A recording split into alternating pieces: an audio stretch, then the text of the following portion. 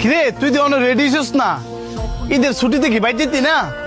না আমি কই যাবো? আমার কি যাওয়ার কোনো জায়গা আছে? তোরা মনে ভুলে গেছিস গা আমি যে এতিম। তুই এতিম হইছিস দেখে কি হইছে? তোর আত্মীয় স্বজন আছে না, হ্যাঁ গো বাড়িতে যাবি? সানি কিন্তু ঠিকই কইছে, ল আমরা সবাই একসাথে রওনা দেই। না রে, আমি চাইলেও যে যাইতে পারতাম না। আমার আত্মীয় স্বজনরা যদি চাইতো আমি তাদের বাড়িতে যাই, তাহলে তো অবশ্যই তারা আমার খোঁজ খবর রাখলো।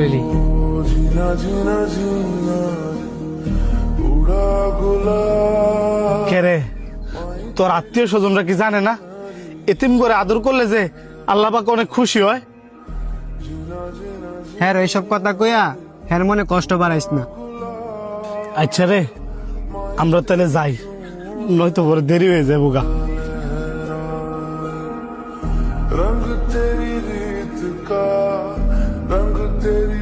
মা, বাবা, আজকে আমি সত্যি সত্যি এতিম হয়েছি।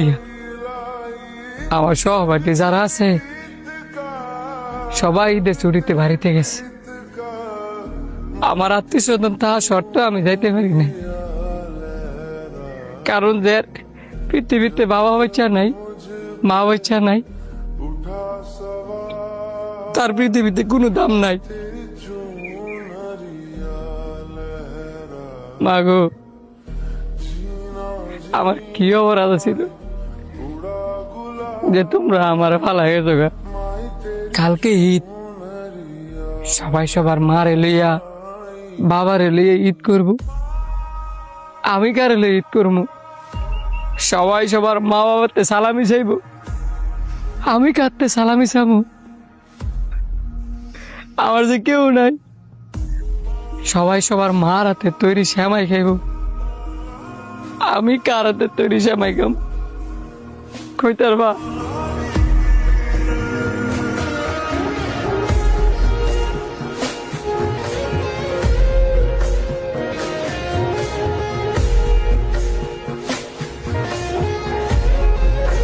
কিরে, তোরা কেউ বাড়িতে যাস নাই? তোরে সারা কেমনে যায়? সারে পৃথিবীতে মা নাই, বাপ নাই,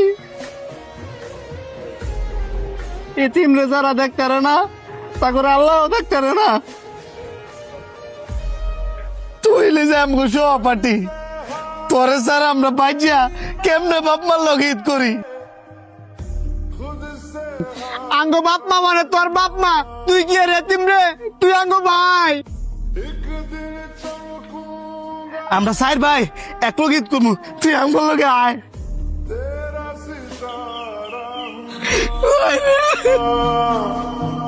মাইরে